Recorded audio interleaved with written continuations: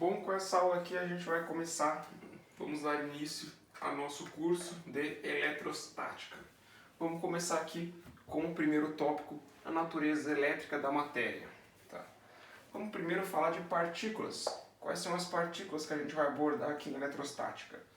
Bem, a gente tem o próton. Tá? O próton ele tem carga mais 1 e a massa dele é 1 unidade de massa atômica. O nêutron ele tem carga zero, né, por isso o nome, é uma partícula neutra, e a massa dele é aproximadamente igual à massa do próton, por isso, para efeitos de prática, aí a gente considera massa do próton e nêutron como uma unidade de massa atômica sendo igual. Elétron é uma partícula com carga negativa, de mesmo módulo em relação ao próton, e a massa do elétron é aproximadamente 1836 vezes menor que a massa de um próton, por isso, para efeitos de prática, a gente considera ela desprezível em relação às dimensões do problema. Tá? Carga elementar, definida assim como essa letrinha E. Tá? O módulo de E vale 1,610 na menos 19 coulombs. Esse módulo aqui é porque ela pode ser negativa no caso dos elétrons ou positiva no caso dos prótons. Tá? A carga elementar de uma partícula. E esse valor aqui ele foi deduzido por Millikan. Tá? O Millikan ele fez um experimento envolvendo campos elétricos e gotas de óleo carregadas, e ele conseguiu deduzir esse valor da carga elementar. Não vou tratar sobre o experimento de Millikan nesse vídeo com vocês, porém pretendo fazer um vídeo especificamente sobre ele, porque é também de extrema importância a gente dominar esse experimento. Belezinha? Unidade do Sistema Internacional é Coulomb. 1,610 na menos 19 coulombs.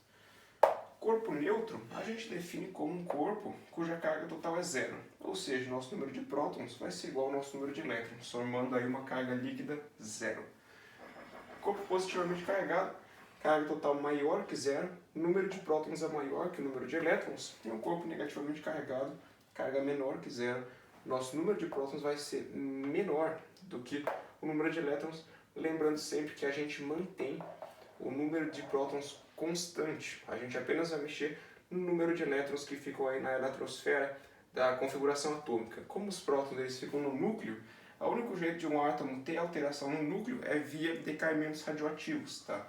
Mas isso a gente não vai abordar aqui nesse curso, isso vai mais para aquela parte de química, né? Então, sempre tendo em mente que o número de prótons é sempre constante. Belezinha? Primeiro subtópico, vamos trabalhar com o princípio da quantização da carga elétrica. Vamos começar com um exemplo então. Bom, eu fiz aqui um referencial, estabeleci um referencial de altura zero, fiz uma escadinha e uma rampa, os dois que levam até a uma altura H a partir do meu referencial. As duas saem de um ponto A na mesma altura e chegam em um ponto B na altura H. E o que eu coloquei aqui? Bom, eu sei que pelo fato de ter degraus aqui, ou degraus, agora eu me confundi, né? Enfim, acho que é degraus. O zero, o nosso referencial zero, a qualquer altura que eu pegar para ir daqui até aqui, ela está limitada a n vezes ΔH. ΔH é a alturinha de um degrau. Por que ela está limitada? Porque você pode ver que tem partições aqui. Não é qualquer valor de altura que eu posso pegar, porque o meu trajeto está dividido em degraus, ou degraus.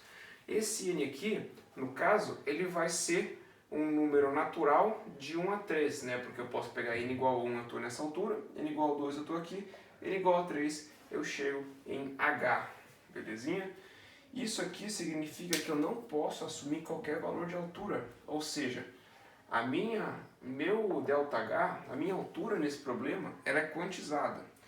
E nesse aqui, você pode ver que pelo fato de ser uma rampa, ser uma coisa bonitinha, né, bem comportada, eu posso assumir qualquer valor de H2 aqui entre 0 e H, qualquer valor que eu queira. Porque nada me restringe, não tem uma partição aqui que me restringe ao intervalo. Eu posso subir continuamente. E é o que eu defini aqui embaixo. Uma coisa quantizada significa que a grandeza não assume qualquer valor, mas apenas múltiplos inteiros de um valor inicial que a gente chama de quantum, tá? Se quiser ser um pouco mais restritivo, você pode colocar aqui números naturais, porque, por exemplo, no caso aqui desse problema não faz sentido a gente pegar um n inteiro negativo, né? Somente naturais de 0 até infinito. Assim a gente define a quantidade de carga, que vai ser mais por causa de prótons e menos por causa de elétrons, um n natural vezes a carga elementar. Por isso que a gente fala que a carga elétrica ela é quantizada. A gente já tinha visto antes que a carga elementar em valor absoluto é 1,6 vezes 10 na menos 19 coulombs. Dimensionalmente, essa nossa carga aqui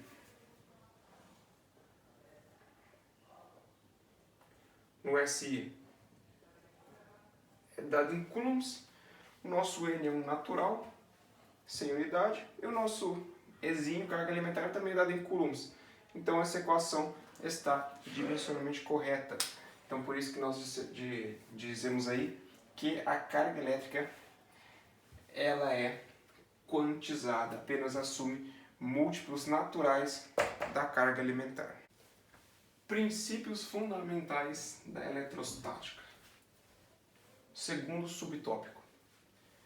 Primeiro princípio, interação entre cargas elétricas. Cargas elétricas de mesmo sinal se repelem, cargas elétricas de sinais opostos se atraem. Então, mais com mais repele, menos com menos repele, mais com menos atrai, menos com mais se atrai. Beleza? Tem a questão do corpo neutro, mas isso a gente entra em detalhes daqui a pouquinho. Segundo princípio, princípio da conservação das cargas. Em um sistema isolado, o somatório algébrico das cargas se conserva. Então eu tenho aqui um primeiro sistema de cargas em um tempo t igual a t0, e aqui eu tenho o mesmo sistema isolado em um tempo t igual a t1. Teve alguma interação entre essas cargas, de modo que o valor absoluto de cada uma se alterou. Porém, a gente sabe pelo segundo princípio fundamental da eletrostática, o princípio da conservação das cargas, que o somatório algébrico das cargas no sistema tem que obrigatoriamente se conservar. Vamos provar isso aqui. Mais 5, menos 8, mais 6, 5 menos 8, menos 3, mais 6, 3. Esse valor aqui tem que ser constante. Menos 6, mais 4, mais 5, 4 mais 5, 9, menos 6, 3. Correto? Esse aqui são os dois princípios fundamentais da eletrostática que você tem que dominar bem. Isolante versus condutor. O que é o isolante e o que é condutor? Vamos ver isso agora. Isolante é definido como um material que não possui portadores livres de cargas elétricas, ou seja, uma borracha. Por exemplo, a borracha, os elétrons, os portadores livres de carga, estão presos na estrutura. Por isso, não tem aí capacidade para a condução de corrente elétrica, visto que a corrente elétrica é o fluxo ordenado de elétrons. Como os elétrons estão presos na estrutura do material, não tem como ser estabelecido um fluxo ordenado. E esses tipos de material são chamados de isolantes. Condutor é um material que possui portadores livres de cargas elétricas. Definição exatamente oposta em relação ao isolante. Exemplo, metais. Metais possuem elétrons livres na sua estrutura e isso permite a passagem da corrente elétrica ou o fluxo ordenado de elétrons livres. Beleza? Condutores de primeira espécie. Tem essa subdivisão nos condutores. Condutores de primeira espécie são metais, tá? Basicamente são aí os metais. Condutores de segunda espécie são os condutores eletrolíticos, né, que possuem íons livres, como por exemplo, cloreto de sódio, que é uma substância iônica aquosa. Lembramos aí que as substâncias iônicas apenas conduzem a corrente elétrica em solução aquosa ou fundidas, tá? Composto iônico não vai conduzir corrente no estado sólido devido à ordenação da estrutura cristalina, mas isso aí é mais aí para o assunto de cristalografia, não vai entrar na eletrostática. Apenas lembrando vocês que o compostos iônicos em solução aquosa vão produzir íons livres. Isso aqui vai virar Na+, e Cl- em solução aquosa, íons livres vai conduzir corrente. Tá? Esses aí são os condutores de segunda espécie. E os condutores de terceira espécie são plasma ou gás ionizado que vai possuir aí íons e elétrons livres. O que é um gás ionizado e o plasma? Na verdade isso aqui é praticamente a mesma coisa.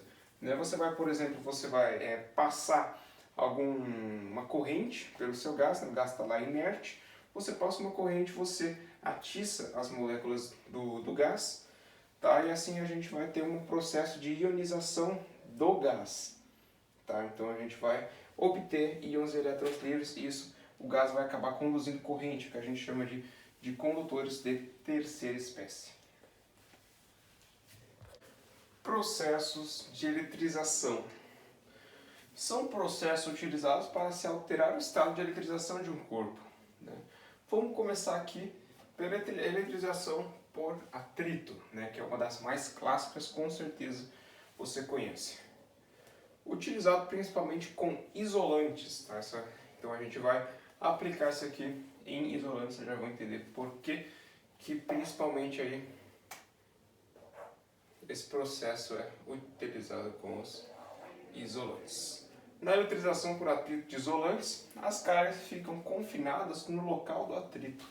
Não se repelem, pois o isolante não confere mobilidade às cargas. Beleza? Como nós tínhamos visto aí no tópico anterior, na questão da definição de isolante propriamente dita, a gente viu que o isolante ele é um material que não permite a livre mobilidade dos portadores de carga elétrica. Então, por isso, não há essa mobilidade e, portanto, as cargas elas não conseguem se distribuir pela superfície.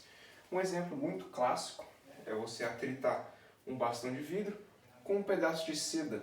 Você faz o atrito, surgem cargas positivas aqui no vidro, cargas negativas no pedaço de seda, e isso aqui eu representei o atrito entre os materiais. O sinal da carga adquirida pelo material na eletrização por atrito depende de sua posição na série triboelétrica. Essa tal dessa série triboelétrica é uma tabela, tá, no qual a gente aí organiza toda a relação de qual material com qual material, se atritado, qual é a carga que vai adquirir. Isso é totalmente empírico, tá? E não há necessidade de você, de alguma maneira, querer decorar essa tal dessa série triboelétrica, visto que se cair alguma questão sobre isso, ele vai ter que te dar a tabela e assim ele vai pedir qual o sinal final da carga após o atrito aí dos dois objetos. Beleza?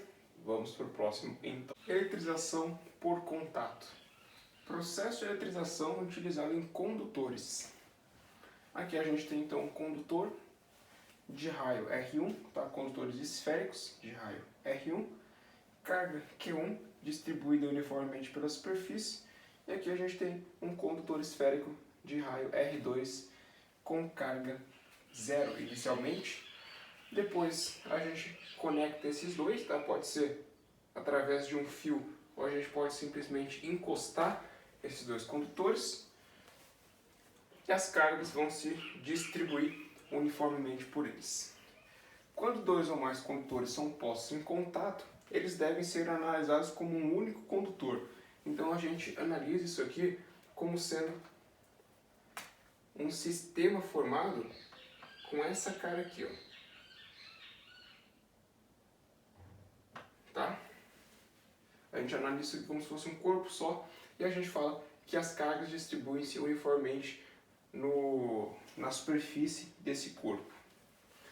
Na eletrização por contato de condutores esféricos, as cargas se distribuem proporcionalmente aos raios. Então o que eu posso estabelecer uma relação aqui, ó? A carga 1 vai ser uma constante alfa de proporcionalidade vezes o raio da esfera 1. A carga 2 vai ser a mesma constante alfa de proporcionalidade vezes o raio da esfera 2, dividindo essas duas expressões aqui, ó, carga 1 sobre carga 2 é igual ao raio 1 sobre o raio 2. O alfa morre e a gente tem que essa relação é válida. Tá? No equilíbrio eletrostático da eletrização por contato, todos os condutores têm cargas de mesmo sinal. Mas o que seria esse equilíbrio eletrostático? Bom, vamos ver ele agora. Condutor carregado em equilíbrio eletrostático. Bom, vamos lá. Um condutor é dito em equilíbrio eletrostático se não há movimento ordenado de cargas elétricas. Isso significa que ele é isolante? Não, porque a gente está tratando aqui de condutores, beleza? Em um condutor carregado em equilíbrio eletrostático, as cargas distribuem-se uniformemente em sua superfície, beleza? Isso é extremamente importante. Com maior densidade nas pontas, que a gente chama de poder ou efeito das pontas. Então aqui eu trago uns exemplos para vocês. Pensem aqui em superfícies com volume condutoras, tá? Eu só representei aqui no plano porque representar carga no volume seria um pouco complicado. Então, mais aí com uma apelo didática, a gente está representando superfícies volumétricas no plano, tá? Isso aqui é uma esfera, tá? Suponha simetria esférica. E aqui você pode ver que as minhas cargas elas estão distribuídas uniformemente pela superfície. Assim, eu posso ver aqui muito bem e associar um sigma, minha densidade superficial de cargas, e eu posso falar que ela é constante para toda a esfera. Tá? Porque a esfera é um sólido aí com alta simetria. Aqui eu tenho uma esfera, tá? Essa aqui é uma esfera, suponho uma esfera pelo menos, e eu tenho um bico, né? Uma ponta. Por que eu fiz essa ponta? Para mostrar para vocês esse poder das pontas. Você pode ver que eu fazendo aqui um círculo de raio 5 centímetros aproximadamente, na lateral eu consigo apenas englobar uma carga. Só que se eu fizer o mesmo círculo na ponta, eu englobo 3 cargas, né? Então as cargas elas se concentram na ponta. Posso estabelecer um sigma para essa superfície aqui? Posso, sem problema nenhum. Porém, eu não posso afirmar que ele é constante pela superfície inteira, porque aqui eu sei que a densidade sigma, densidade superficial de carga na ponta, é maior que a densidade superficial de carga no resto da esfera. Correto? Aqui eu tenho essa minha outra superfície estranha, essa aqui não tem uma ponta propriamente dita, mas só pelo fato dela não ter uma simetria assim tão definida, vocês conseguem ver aqui, eu fazendo o mesmo círculo, ora eu pego uma, ora eu pego duas, ora eu pego 3 ou até 4, se eu der uma forçada, né? Então essas voltas que ela tem para dentro acaba servindo aí como ponto acumulador de carga. Então eu tenho um sigma associado a essa superfície, porém não posso afirmar que ele é constante em todos os pontos, ok? Esse aí é na definição do nosso condutor carregado em equilíbrio eletrostático. A gente sabe que superfícies condutoras em equilíbrio eletrostático elas vão ter a carga aí na superfície. Podemos associar um sigma, mas aí, para o caso da esfera somente, a gente pode dizer que ele é constante por toda a superfície e também para superfícies condutoras com elevado grau de simetria. Bom, fizemos um parênteses aí para tratar de condutores em equilíbrio eletrostático. E agora voltando para a questão da eletrização por contato, vamos tratar de condutores esféricos de mesmo raio postos em contato. Como que a gente calcula a carga final de cada um? Tem aqui um condutor 1 de carga Q1, condutor 2 de carga Q2 do mesmo material e do mesmo raio. Vou pôr eles em contato. Eu posso representar o contato por um fiozinho ou eu posso encostar as esferas, tá? São duas representações possíveis para a questão do contato entre condutores. A carga final entre os dois, como eles têm o mesmo raio, vou chamar de Q', vai ser Q1 mais Q2 dividido por 2. Tá? Isso aqui eu também posso representar desse jeito.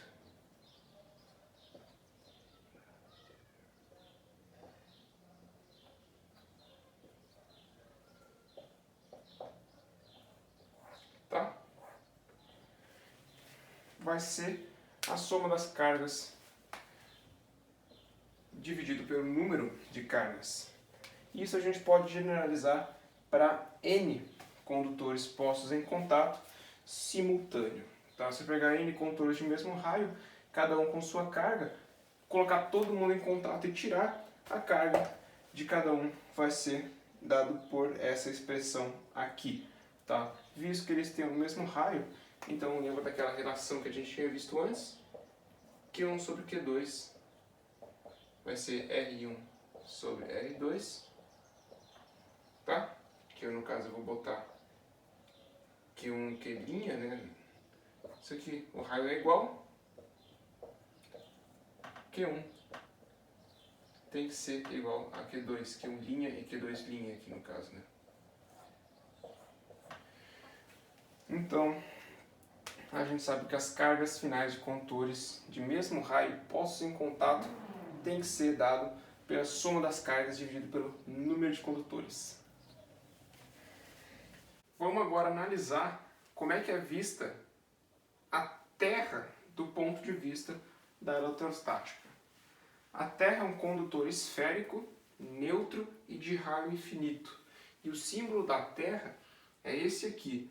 Toda vez que você vê algum corpo condutor conectado a um negocinho desse, significa que ele está aterrado. Tá? Aqui eu tenho a minha Terra, né? Raio infinito, condutor esférico neutro. E o que isso implica para a gente? A gente tem aqui condutores, né? Um condutor positivamente e um condutor negativamente carregados, ligados a fios, estão aterrados. Condutor positivamente carregado, ele está com falta de elétron. Lembra que a gente nunca vai mexer na questão dos prótons, tá? Todo corpo positivamente ou negativamente carregado se deve aí a falta e excesso de elétrons respectivamente. Então ele está aqui positivamente carregado, você aterra ele, a Terra vai mandar elétron para neutralizar esse corpo. E o condutor negativamente carregado está com excesso de elétrons, quando você aterra ele, ele vai liberar esse excesso para a Terra até ficar neutro. Beleza? Então isso a gente conclui que para considerações eletrostáticas, o corpo aterrado ele vai ser neutralizado, todo condutor carregado e não induzido, tá? Isso aqui é uma muito importante, não pode estar sob efeito de indução, ao ser colocado em contato com a Terra fica neutro, que eu acabei de falar para vocês aqui, tá? Assim que a gente define então a questão da Terra do ponto de vista da eletrostática. Agora vamos trabalhar o último processo de eletrização, eletrização por indução. Usado em condutores, para eletrizarmos um condutor, que a gente chama de induzido, pelo processo de indução, devemos observar os seguintes passos, tá? Prestando atenção agora nos passos. Primeiro passo, aproximamos do induzido um corpo carregado, que a gente chama de indutor, provocando no induzido uma separação de cargas, né? Então aqui eu estou trazendo o meu indutor perto do meu indutor ele está positivamente carregado, meu induzido ele está neutro, e aqui a gente tem uma separação de cargas, você consegue ver que ele continua neutro. A única coisa que acontece é que as cargas negativas elas são atraídas pelas cargas positivas do indutor e as cargas positivas elas são repelidas, então acontece essa separação de carga no induzido. Pode haver atração entre corpo carregado e corpo neutro, desde que o corpo neutro seja condutor, tá? Desde que o neutro seja condutor, assim a gente pode ter uma atração entre corpo carregado e corpo neutro. Segundo passo, na presença do indutor, aterramos o induzido. Aqui está meu indutor, né, barrinha positivamente carregada, meu induzido é a esfera neutra condutora, vou aterrar ela. Passei o fio terra, a gente chama de fio terra, o fio que liga o condutor à terra, tá? Que é a simbologia de terra, né, que eu já trabalhei com vocês, quando a gente analisou a terra do ponto de vista eletrostático. E o que acontece agora? Vamos subir, como aqui tem uma concentração de cargas positivas, vamos subir um fluxo de elétrons da Terra de modo a neutralizar essa concentração de cargas positivas. Lembrando aqui que a gente somente trabalha com o fluxo de elétrons, nada se mexe aí em relação às cargas positivas. Ou vem elétron ou sai elétron. Nesse caso, devido à concentração de carga positiva, veio elétron da Terra, neutralizou as cargas positivas e as cargas negativas em excesso não estão fluindo para a Terra devido à presença do nosso indutor, tá? Que está puxando essas cargas negativas aí com base em indução. Bom, o aterramento do induzido pode ser feito em qualquer um de seus pontos, tá? Que eu representei aqui. Podia bem ter puxado daqui, que fica até mais perto, mas eu quis dar essa volta para mostrar isso para vocês, pois o potencial elétrico é o mesmo em todos os pontos da superfície de um condutor em equilíbrio eletrostático, tá? Isso significa que não tem problema eu fazer o aterramento aqui bem no meio, da onde está uma concentração de cargas negativas, que o mesmo efeito vai ser gerado do que se eu tivesse feito o meu aterramento aqui, por exemplo, ó. Mesma coisa iria acontecer, eu iria ter uma neutralização das cargas positivas e o meu induzido ficaria aí sobre o efeito de indução do indutor. Terceiro passo, na presença do indutor, tá? Isso aqui é muito importante, deixa eu até grifar isso aqui, ó. Na presença do indutor, desfaço o contato com a Terra. Então eu mantendo meu indutor aqui na posição, venho aqui e corto o meu fio terra, tá? Por quê? Se eu tivesse afastado o meu indutor, o que está mantendo essa concentração de carga negativa são justamente as cargas positivas do meu indutor. Se eu afasto o indutor, isso aqui não vai ter mais nada para segurar elas aqui, excesso de carga negativa aterrado, tudo vai fluir para a Terra e o corpo vai ficar eletricamente neutro. Por isso eu obrigatoriamente tenho que manter meu indutor aqui para segurar essas cargas na posição aqui concentrada, enquanto eu desfaço o contato. Agora o corpo fica com excesso de carga negativa e não tem para onde elas fluírem, visto que o fio terra foi rompido. E o induzido adquire carga de sinal oposto à do indutor, tá? Eu poderia ter feito uma indução com um bastão negativamente carregado. O que aconteceria aqui seria que eu ia ter um excesso de cargas positivas nesse lado, tá? E o excesso de cargas negativas, quando a gente aterrasse, o excesso de carga negativa ia fluir. Em vez de vir elétron para cá, o excesso de carga negativa eles iam fluir para a Terra e as nossas cargas positivas seriam mantidas aqui devido à presença do nosso indutor. Belezinha? Quarto passo, afastamos o indutor e as cargas se distribuem uniformemente na superfície do induzido e você fez aí um processo de indução 100% funcional. Vamos falar agora de indução parcial e indução total. Começando por indução parcial. Indução parcial é aquela na qual o módulo da carga induzida é menor do que o módulo da carga do indutor. Ocorre quando o induzido não envolve completamente o indutor. Isso aqui pode parecer um pouco abstrato, tá? Esse segundo tópico, mas já dá para entender perfeitamente quando a gente for tratar de indução total. Que vai ser logo na sequência, mas aqui nós temos o nosso indutor, barrinha carregado positivamente, nosso induzido, e é claramente perceptível aí que o módulo da carga do induzido é menor do que o módulo da carga do indutor. Aqui eu tenho 1, 2, 3, 4, 5, 6, 8 cargas positivas e aqui somente 4 foram induzidas, tá? Então, para a indução parcial, vale essa relação e basicamente todas as induções que a gente tem como exemplo são induções parciais, tá? A indução total só acontece quando o induzido ele estiver envolvendo o nosso indutor, tá? Indução total é aquela na qual o módulo da carga induzida é igual ao módulo da carga do indutor. Ocorre quando o induzido envolve completamente o indutor, né? Então a gente tem um caso aqui que eu tenho essa casca aqui, né? Você pode pensar numa casca com volume, e aqui dentro eu centrei uma carguinha mais Q apoiada por essa haste no centro dessa casca. O que acontece? As cargas estão uniformemente distribuídas na superfície dessa carguinha, elas vão induzir nessa casca condutora uma carga de mesmo módulo e sinal oposto aqui, ó, na parte interna, e isso aqui vai atrair as cargas negativas dessa parte condutora, fazendo um excesso de cargas positivas de mesmo módulo ficar sobressalente aqui na parte de fora. Então você vai ter aqui uma carga na superfície externa dessa casca de mesmo sinal e mesmo módulo em relação à carguinha que está aqui no centro. É dessa maneira aqui que a gente faz a indução total, e a gente pode com certeza falar que o módulo da carga de A, sendo A o indutor, é igual ao módulo da carga de B, sendo B o induzido. Então essa relação aqui é válida para indução total, que ocorre quando o induzido envolve completamente o indutor.